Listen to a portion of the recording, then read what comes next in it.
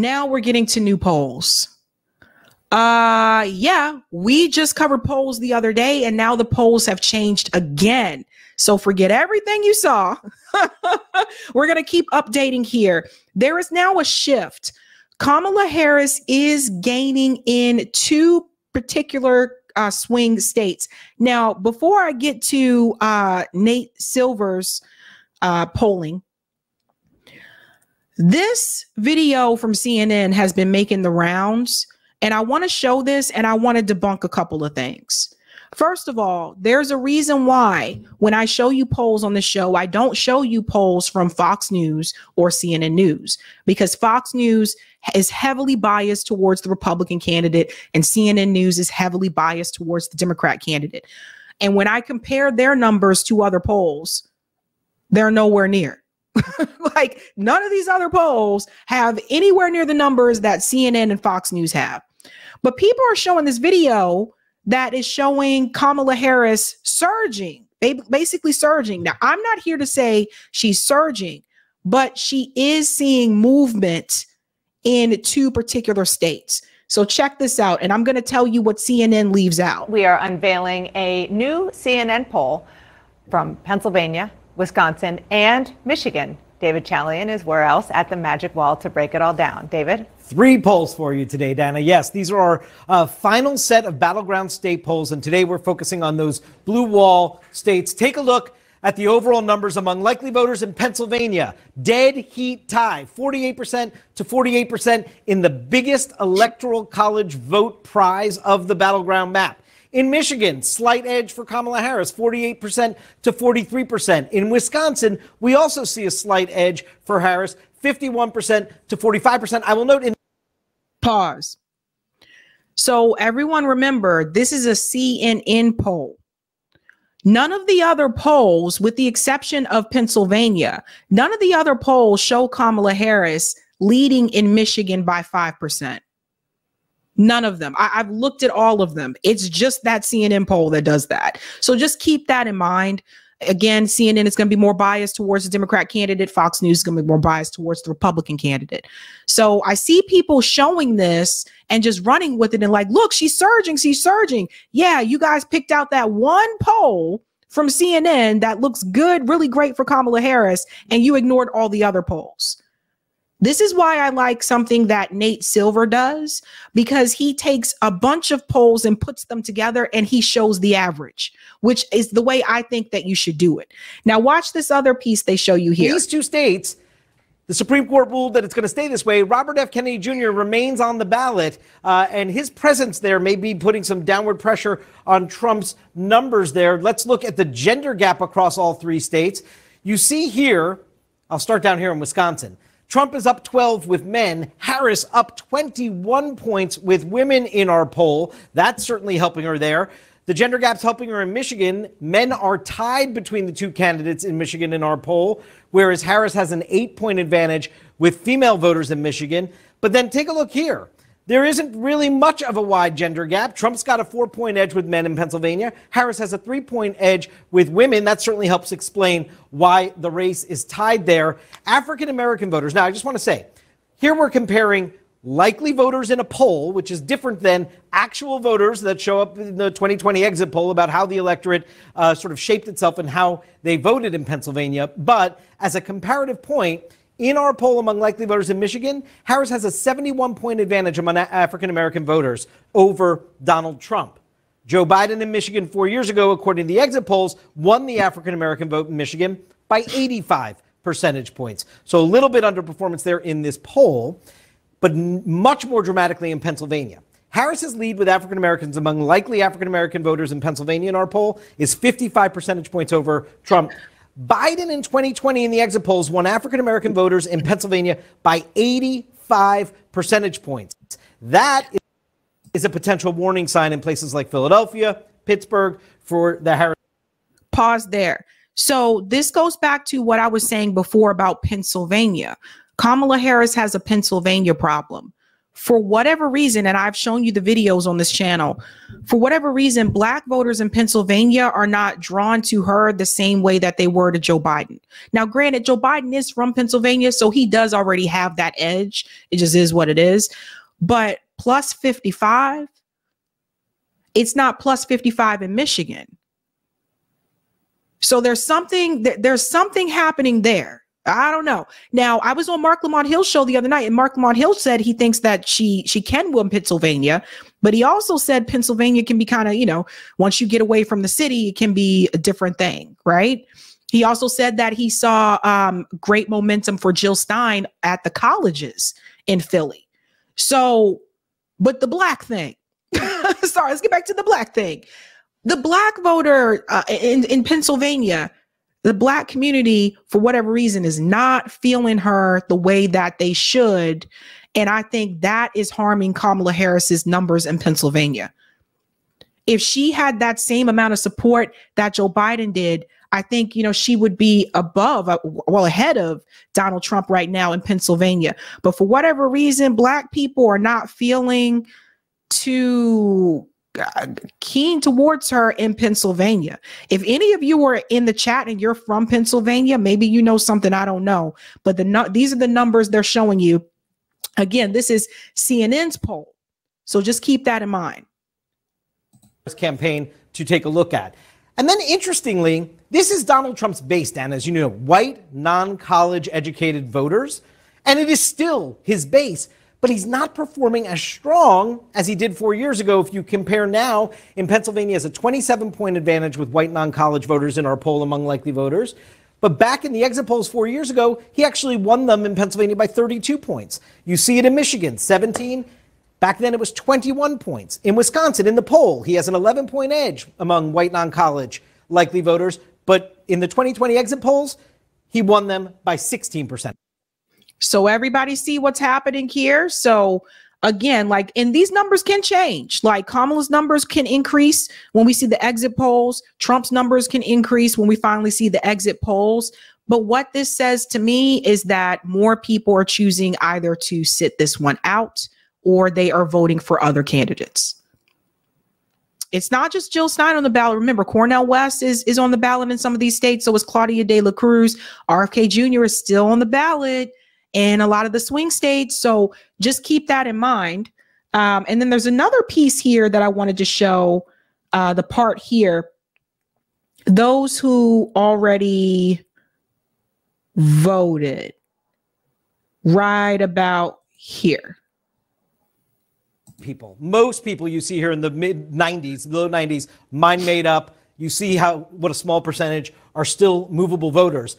And what about those that already voted? Now, we asked people, so among likely voters in our polls in all 3 states that tell us they've already voted, Harris is actually winning the people who tell us they've already voted in all 3 states. I would just say it's about a quarter in Pennsylvania and a third in Michigan and Wisconsin. Not as big a share as we saw in our poll yesterday in Arizona and Nevada, where they have a bigger tradition and a longer tradition of participating prior to Election Day. So you know what I noticed? Number one, let's go back a little bit. Notice that they're only showing you Michigan, Wisconsin, and Pennsylvania. They're not showing you the Sun Belt, and there's a reason for that. We'll get to the polls, and I'll show you why. Notice they're not showing you Arizona, North Carolina. They're not showing you Nevada. They're showing you the areas where they say, oh, look at where she's doing really well, right? 2, another thing that they're not telling you is that people who have already voted, they're not telling you that typically the Republican voters show up on Election Day. Keep this in mind. Republican voters typically show up on Election Day. Now, granted, they did have a surge of early voter registration, but typically they vote on Election Day. So these numbers are going to change. People are going to see this and they're like, whoa, she's way ahead of him in Michigan. Those numbers are going to change. So just keep that in mind. Again, CNN is going to lean heavily for Kamala Harris and Fox News heavily for Donald Trump. No other poll that I have seen is showing the numbers that the CNN News poll is showing. Nate Silver does a really good job of this. We're going to go ahead and bring him in here. Now, he is showing there is growth for Kamala Harris. And I want to show you in 2 particular states. So I think this is the most recent one. Let's get down to this chart here. In these swing states, what we are seeing is that, believe it or not, in Michigan, Kamala Harris has now taken the lead. So now she's at 48.3%. She's ahead of Donald Trump, who's at 47.3%. So she got an increase of +1. So she is now ahead of Donald Trump in Michigan. What Nate Silver does is he takes a group of all these polls and he takes the average. And like I said, I think that's the better way to do it, right? But she is moving ahead in Michigan, at least right now. We'll have to check again and see on Monday. What that also means is that Kamala Harris must have found another group to put in place of the Arab American and Muslim voters in Michigan. The reality is, in order to win Michigan, you have to win Wayne County. That includes Detroit. So either Kamala Harris's campaign is either picking up more African American voters in Michigan, in Detroit. Detroit is a heavily African American city, or she's picking up, as I told you, I predicted, white suburban moms that are focused on the issue of the overturn of Roe v. Wade. And I believe she's doing a little bit of both.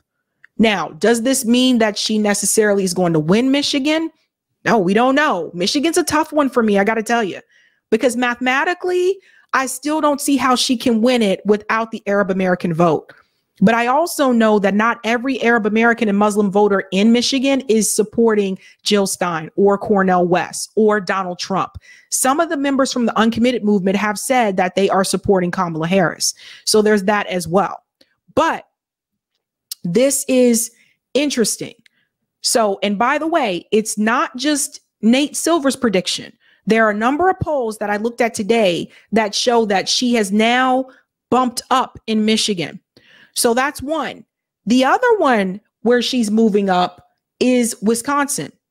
She now has, let me highlight this here so people can see.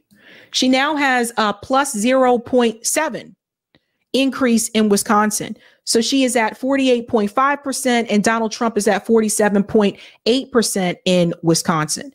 So again, it's interesting because I point this out because the Democratic Party is worried about Jill Stein in Wisconsin and Michigan, but Kamala Harris has just pulled ahead in those 2 states, ahead of Donald Trump. So that tells me something else. That tells me that either they have realized that Jill Stein is going to get more support than she did in 2016, or they've realized that more people are going to stay home. That's what that tells me, just looking at the data here. And then you'll also see Donald Trump is increasing in Pennsylvania, plus 0.8. He's increasing in North Carolina, plus 1.3. So as we can see, I think this is why I told you guys, I think it would be really hard for Kamala to win North Carolina because Trump keeps increasing, right? 1 second. To give you an example of comparison, the CNN poll had Donald Trump, has Kamala Harris winning in North Carolina now. No other poll I've seen shows that. So keep that in mind. In Georgia, Donald Trump is increasing plus 1.8. You can see that there. Arizona, this is why they're not talking about Arizona, Nevada, and Georgia like they were, because he's just gaining. Arizona plus 2.4, Nevada plus 0.5. You see how he's picking up there? I don't know why they have New Mexico, but New Mexico's not a swing state, but I guess he's just showing different things as well. Or why they have Florida here or Texas. But the reality is, as you can see, Kamala Harris has now increased in Michigan and she's increased in Wisconsin. That was not the case when I went over the polls with you the other day. So things are changing, right? And you can see here, you guys, Nate Silver always shows you where he gets his information from. Atlas, New York Times, Senegal, Emerson College, etc. And you can just, there's 55 pages of this, but you can scroll and see. It's like he puts a bunch of different ones together. So I think that's interesting to check, right? Now, there's something else, and that's the independents. The last time we checked the independents in this particular race, Kamala Harris is beating Donald Trump with independent voters, and that could be what it comes down to at the end of the day. Check this out. Trump versus Harris still knotted up, but voters prefer Trump policies on big election issues. What I want you to see here is the number for the independents. In a head-to-head matchup, Harris leads Donald Trump 52% to 36% among independents. So that was the last time we saw how she was doing with independents. That was early October. That may have changed now. I haven't seen a new one yet. But at the end of the day, this could just come down to the independents, right? Because we really don't know how they're going to go. All these different things. Then there's this issue of Virginia. Now, Donald Trump apparently says he sees momentum or a possibility in Virginia. I don't really agree with that, and I'll show you why. But this happened, and I don't know if people saw this. Apparently, Donald Trump sees surge in support among Black Virginia voters in a new poll. Let's see how this goes. Here it says, in a survey of 1,014 Virginia likely voters, 183 of whom identified as Black, the Republican nominee garnered 32% support from Black voters. So that is interesting. It says polling conducted by the group from September 19 to September 22, which included 197 Black voters, saw Trump receiving only 15% of the vote. So somehow, some way, he is seeing an increase of Black voter support in Virginia, of all places, which is interesting. But there's something else with Virginia. Again, I told you Donald Trump says he sees Virginia as a path, and this could be part of the reason why. This ruling that came down from the SCOTUS, if you guys haven't seen it, you're going to see it now. Governor Youngkin apparently has won his case with the Supreme Court. And how will this affect voters in Virginia? We have breaking news now from the Supreme Court, which is allowing the state of Virginia to move ahead with a purge of its voter rolls. This is after a lower court had found that the purge was happening too close to Election Day. Let's get more from NBC's Ken Delaney and fill us in here, Ken. Yeah, Anna, the conservatives on the Supreme Court are allowing this purge to go forward that not only a federal district judge, but the appeals court deemed was illegal under federal law after the Justice Department sued Virginia. And the issue here is that federal law says you can't purge voter rolls within 90 days of an election. Virginia is saying that these people are all non-citizens based on a form that they filled out at the Motor Vehicle Department. But there have been validated citizens among these people, people who have talked to reporters and showed them their passports. There are U.S. citizens among these 1,600 people, and they have now been purged from the voter rolls. Now, Virginia. Okay, so everybody heard that. So there was a form that voters completed in Virginia, and apparently Governor Youngkin said the results, I guess, of that form determined whether or not they were citizens. And so he wanted them removed from the voter registration, and he took that to the Supreme Court, and they voted in his favor. So that makes me wonder. I was reading that Kamala Harris has been pouring more money into Virginia. I wonder if that's the reason why. I don't know. We don't know if all those people were citizens or not. I don't know what's happening up in there. But I do know that Virginia has been blue since 2008. So I don't see Virginia turning red. And I'll show you right here. You can see also other polls. Every poll I've seen for Virginia does not show that Donald Trump is in the lead. Kamala Harris has a pretty significant lead ahead of him in Virginia. Everyone I've seen shows this. So I don't know, unless something drastically changes, I don't think that Virginia is going to be red. That area, that DC Beltway area, listen, I'm from the DMV, my family from the DMV. That area outside that DC Beltway is heavily blue, heavily blue. That includes Arlington. That includes Alexandria, that Northern Virginia area where a lot of people live, heavily blue.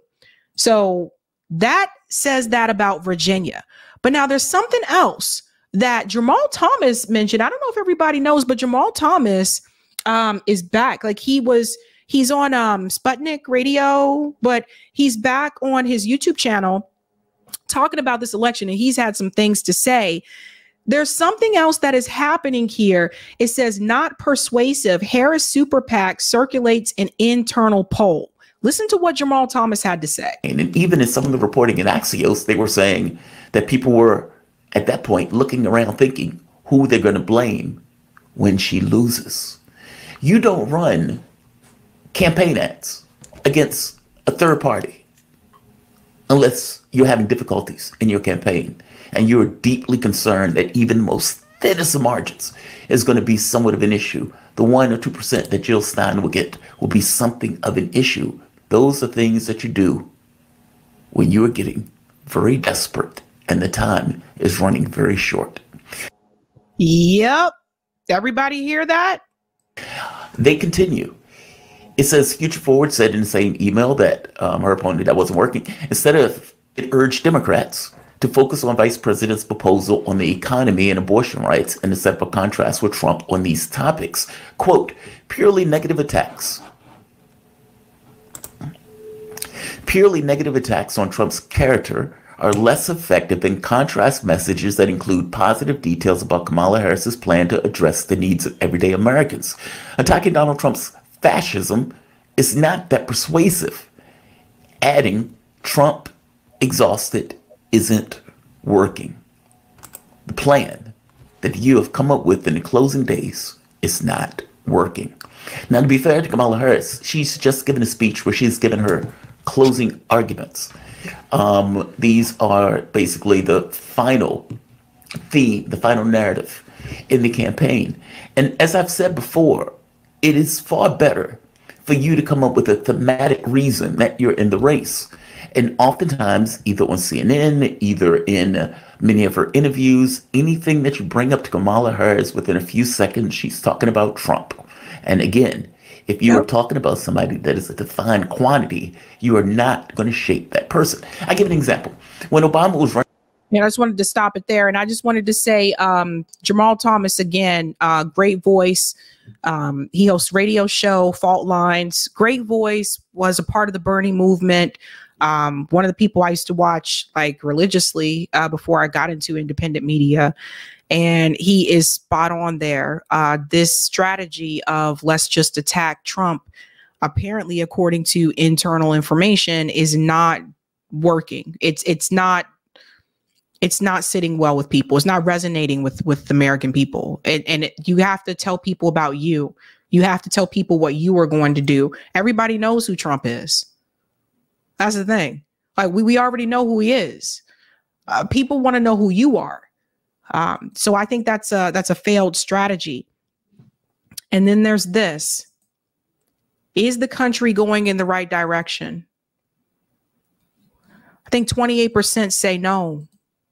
28% say no. Watch this. I think that this sort of gets at a problem for Kamala Harris's campaign. Just 28% of Americans think the U.S. is on the right track. And I want you to put that in a perspective, right? When does the average, when the incumbent party loses the election, look at that. It's just 25%. That looks a heck of a lot like that 28%, right, that currently think the country is on the right track. When the White House party wins, i.e. Kamala Harris's party, the Democrats, 42% on average think that the country is on the right track. This 25% looks a lot more like this 28%. It doesn't look anything like this 42%. This, to me, is a bad sign for Kamala Harris's campaign. The bottom line is it looks a lot more like a loser than it does like a winner when it comes to the country being on the right track. But I want to jump in here and I want to say this, because those people who were polled who said the country is not on the right track, they may still support Kamala Harris. Like they may feel it's not on the right track and they may just blame Joe Biden for that. There are some voters out there that are like that. That doesn't mean they're not going to support Kamala Harris. Either way, though, that is still a bad look. This is another reason why they should have had an open primary. This is another reason why it was important for Kamala Harris to detach herself from Joe Biden and explain to people why she was different than him. Kamala Harris did not do that. She has not successfully done that. And that's how we got here. Think about it.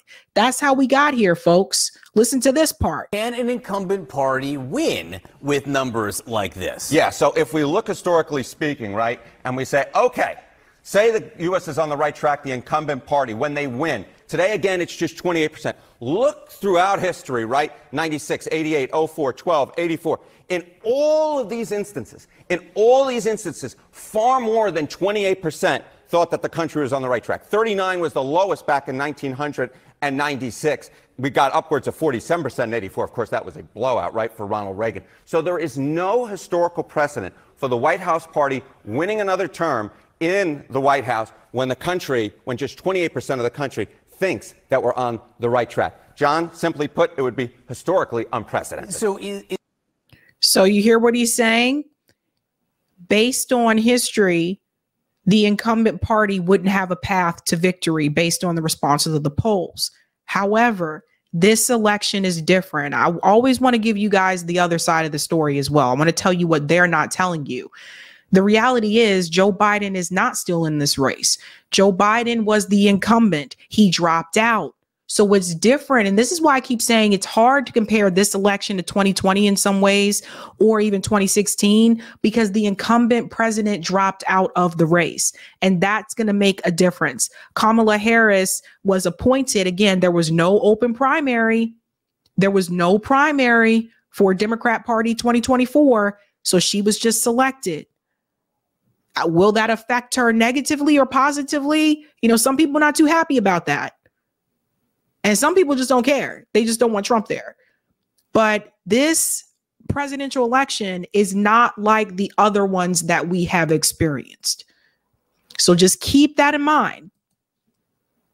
Is there any good news or interpretation or prism you can look through where Democrats can say, well, maybe it's okay? Okay, so let's look back to the last midterm, because sometimes history is made to be broken, Mr. Berman. All right, say the country is on the right track in midterms. Democrats had a good midterm despite this. The old low for the country saying that we were on the right track was 27% back in 1994. Of course, that was a blowout, right? The Republicans romped over the Democrats and Bill Clinton. But this particular past midterm, look, just 26% said that the country was on the right track, and Democrats did pretty gosh darn good. Maybe we've entered a new political environment where Donald Trump is so unpopular that these historical norms, these historical measures that we look at don't actually mean what we think anymore. I'll tell you this much. Kamala Harris better hope that's the case, because otherwise this right track, wrong direction situation will not work out in their favor. Also, 2022 wasn't a presidential election, right? 2022, those were congressional races. So just keep that in mind. Okay.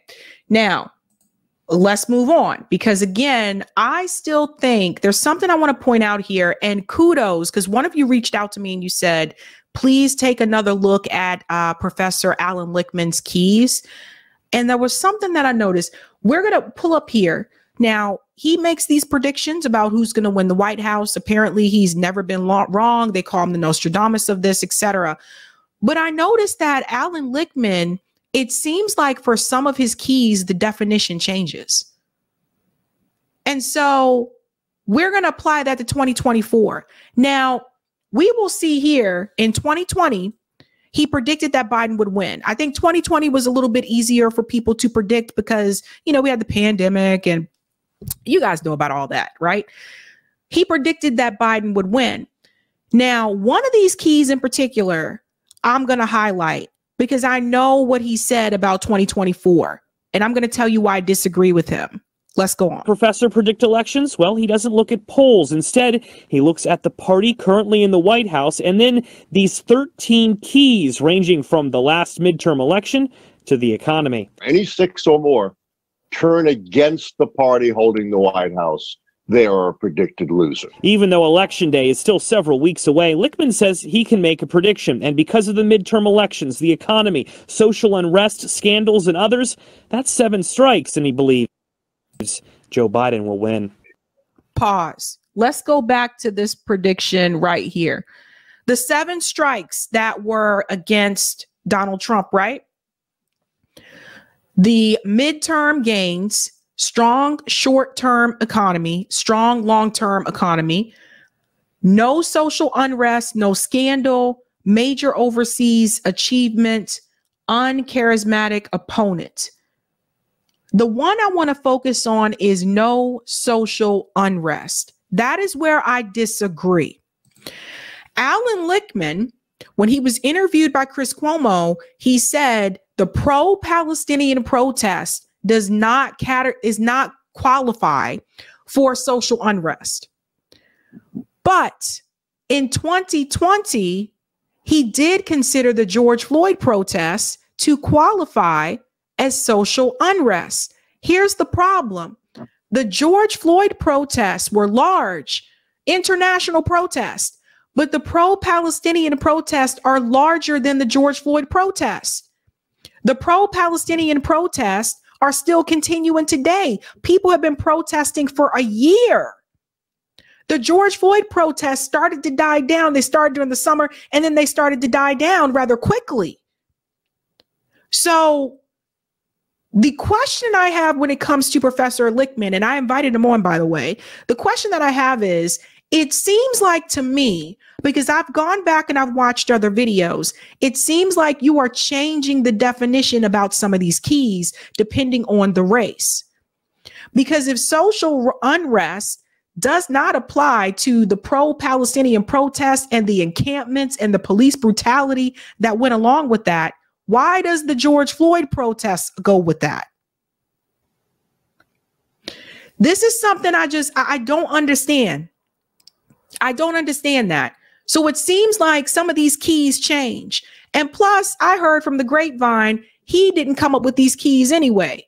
I heard from the grapevine from someone in DC that he got this from someone else. So what's really going on? And let me show you. So here's another one. This part right here. And again, I agree with he didn't get the midterm gains. I totally agree with all that stuff. But if we were to apply that to the current administration, and considering that this is not a normal election, you know, he said he doesn't look at polls, and he said just based on these keys that Kamala Harris is going to win. And she still could. It's a possibility. However, it seems like to me, you're changing some of the definitions of your keys. Because how does a protest that was smaller than the pro-Palestinian protests qualify for social unrest, but the pro-Palestinian protests don't qualify? I don't understand that. Kim Iverson just actually uploaded a video where she don't agree with some of his keys either with this particular election. And so, and I'm sorry, like those protests, you can't say that was a little thing. The people we're talking 500,000 people going through DC and everything. People have been protesting since after October 7th, 2023. People still protesting. There was just the anniversary protest. So how can you say that's not social unrest? So I don't believe that. And I question that. There's something off about that. But given the numbers, the new data that we just got, now we're going to go in and we're going to play 270 to win. We have to make some changes. We have to make some changes. So, and again, I don't know why this map keeps changing on its own. Like when I put the link here, these are all tan. And then when I come back to it, it's like filled in, man. What the heck, man? I want to play with the swing states. So now that we have new information, new polling information, let's come back and make our adjustments, shall we? We are going to start with the Sun Belt here. So Arizona, again, Donald Trump is making big gains there. Also, the immigration issue there is a big one for people in Arizona. So I still see him winning Arizona. I think something really big would have to happen for Kamala Harris for her to win there. I really do. Plus, Jill Stein was just there like yesterday. Nevada, I'm still giving towards Donald Trump based on the polling numbers. All right. Georgia, I showed you he's trending. He's still going up in Georgia. So we're handing Georgia over. North Carolina, He's still increasing based on Nate Silver's predictions, still increasing in North Carolina. Okay. And I said that CNN poll again, nobody else has those numbers that the CNN poll has. However, Kamala Harris is increasing. She's ahead of him now in Michigan. So Michigan is going to be light blue. And she's ahead of him now in Wisconsin. So Wisconsin is going to be light blue. And that would mean that all Kamala Harris would, if this holds on election day, all she would have to do is get Pennsylvania, and that will bring her to the 270. It is possible. And I really believe we got a poll, right? We got a poll, Roger? Yeah. Or Eric? Yeah, we got a poll. We have a poll about this because I want you guys to start asking some questions. I told you guys before, it just looks too easy for Donald Trump. It just like it looked easy for Hillary Clinton. It looks too easy. And it almost makes me wonder, is there a possibility that Kamala Harris supporters could be underpolled? Is there a possibility that some people that may live in red areas that don't feel comfortable saying that they're supporting Kamala are going to secretly support Kamala Harris? This is something to think about. So I'm asking that question because we really don't know until election day. But based on what I'm seeing, it looks too easy. Jennifer said, maybe, we never know. We never know. One thing I did see that is interesting. There are a number of Trump signs in Massachusetts, a lot that I'm not used to seeing, but Massachusetts is still going to be blue. But I'm noticing that more now. So all she would have to do if this holds is get Pennsylvania. But right now, Pennsylvania is still kind of leaning. They're saying they're tied. I'm looking at the numbers for all the data. He's still gaining. We can go back and look at Nate Silver again when it comes to Pennsylvania. Where are we? Here we go. Pennsylvania. See, last week, all the gains are for him. If you notice, it says last month, plus 2.1. This week, plus 0.7. Here's the margin here, plus 0.8. He's gaining. She's not gaining. So that can change. But right now, we would still give that towards Donald Trump. And that would put him at 287. And if she wins Wisconsin and Michigan, that would put her at 251. Some of you are asking, can she win without Michigan? She can, but it's not easy. If I take Michigan away and I give that to Donald Trump, that means that Kamala Harris would have to pick up North Carolina, which could be possible. And she would still need another state. She could pick up Georgia. Even if she got Georgia, North Carolina, and Wisconsin, that's still 268. This is why it is important for the Democrat candidate to get that blue wall. Because once you go outside of that, it's harder for you to gain everywhere else. And remember, Joe Biden did not win North Carolina. North Carolina hasn't been blue since Obama 08. And I lived in North Carolina. It's hard. I'm telling you, that was a one-off. Now, it has changed over the years, but you notice Obama didn't win it back. So that's going to be a tough one. I don't mean to scare you, Bridget Denise. I don't mean to scare you. I'm just giving you the data. The polls are changing, right? So we will look at this again. I will post another video probably Monday or early Tuesday afternoon. I'll look and see if there's more information with the polling to see what it is there. What I don't want to happen is for people to assume that, oh, well, Donald Trump's got this. He's just going to blow her out and, F Kamala Harris because of the genocide. Because when it looks too easy like that, sometimes that means it probably is too easy. The biggest thing for Kamala Harris is going to be turnout on election day. And that is one of the things Professor Lichtman did say. He said she will win, but people have to come out and vote. So if Kamala Harris gets a lot of support on election day, that could change things. So we'll have to wait and see. But let's see what about that poll. Let's see what that is about. I wonder, man. I just wonder, man. I got a feeling there's some hidden Kamala supporters out there.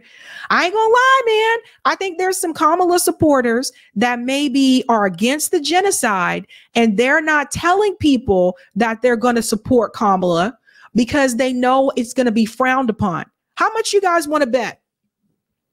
Let's look at the poll. Are the polls underestimating Kamala's support? 14% said yes. 47% said no. 16% said possibility. And 22% said, I have no idea. That's 2,436 votes. So remember that, guys. Think about it. You know, there are some people that do not support the genocide, are against the genocide, want a ceasefire, want an arms embargo, but are still supporting Kamala Harris. And some of those people may not feel comfortable being vocal about that. And those are the people I wonder about. Those people may not be in these polls. Makes you wonder. Makes you wonder. Okay.